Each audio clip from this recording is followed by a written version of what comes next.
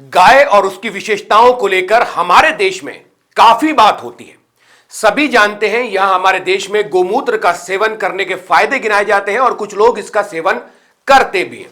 लेकिन पड़ोसी मुल्क पाकिस्तान वालों ने गाय के गोबर से एक जबरदस्त प्रयोग कर डाला। जी हां, आपको जानकर हैरानी होगी, पाकिस्तान ने गाय के गोबर से ईंधन बनाया और उसका इस्तेमाल बसों को चलाने के लिए किया जा रहा है। पाकिस्तान का यह प्रयोग इतना सफल हुआ है कि इसकी चर्चा हर जगह हो रही है। इतना ही नहीं, इससे वायु प्रदूषण को कम करने में भी मदद मिल रही है।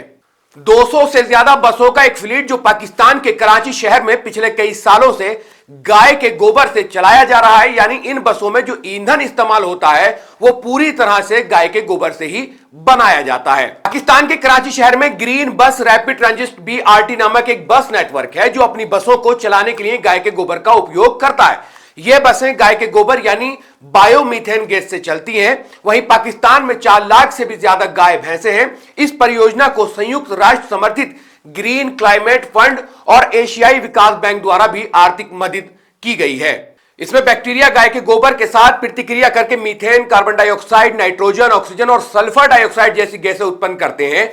मीथेन को अलग कर लिया जाता है, इसे फिर बस डिपो पर CNG टैंकों तक पहुंचाया जाता है। जिन बसों में गोबर ईंधन का इस्तेमाल किया जाता है वो कराची से 30 किलोमीटर के कॉरिडोर में चलती हैं।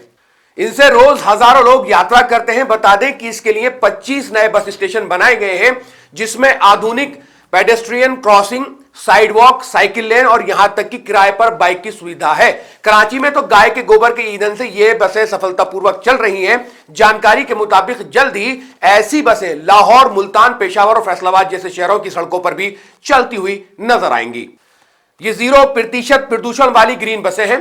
इस पूरे प्रोजेक्ट की लागत तकरीबन $583 मिलियन है, जिसमें से लगभग $49 million the green climate fund दे रहा है। एक छोटा सा मुल्क, हमारा पड़ोसी देश जो हिंदुस्तान से ही अलग हुआ है, वहां गाय के गोबर से अगर इस तरह की कामयाबी मिल सकती है, जहां सिर्फ 4 लाख गाय या भैंसें बताई जा रही हैं, हमारे हिंदुस्तान में तो गायों की तादाद बहुत ज्यादा है।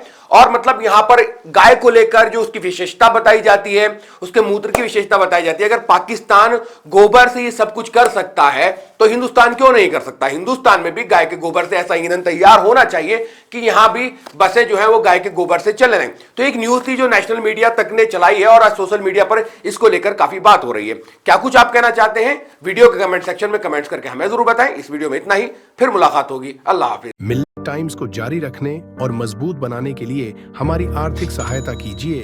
ये एक आजाद मीडिया हाउस और कमजोरों की आवाज है। आप हमें देखें, सुने, पढ़ें और हर महीना ज्यादा नहीं, सिर्फ 100 रुपए से मदद करें। डिटेल्स डिस्क्रिप्शन में मौजूद है।